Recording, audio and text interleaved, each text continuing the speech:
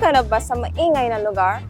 What if there is a city that could offer sanctuary without taking away the fun here in Pangasinan? I'm Nikki, your travel bestie. Tara, gala tayo this week. Let's discover the serenity San Carlos City offers dito lang sa biyaheng Pangasinan.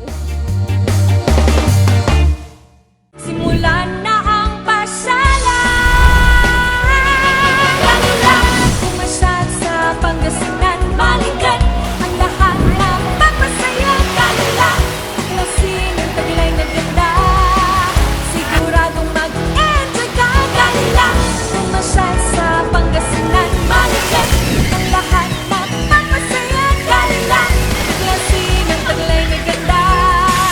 Siguradong mag-enjoy ka. Balikan Pangasinan.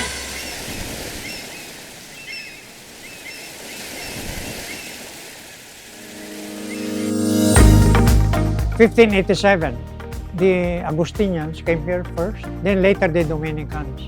Nakita ang San Carlos, which they call Binalatungan because there are so many balatongs. Balatong is soybeans. The people.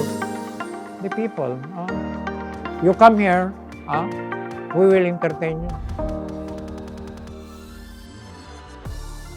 Para makarating sa San Carlos City, kung manggagaling ka sa Maynila at gamit nyo ang inyong private cars, dumaan sa mga expressways at kapag nasa T-Flex na, mag-exit sa Carmen. Pagkalabas sa Carmen, lampasan lang ang Malasiki at makakarating ka na sa San Carlos City.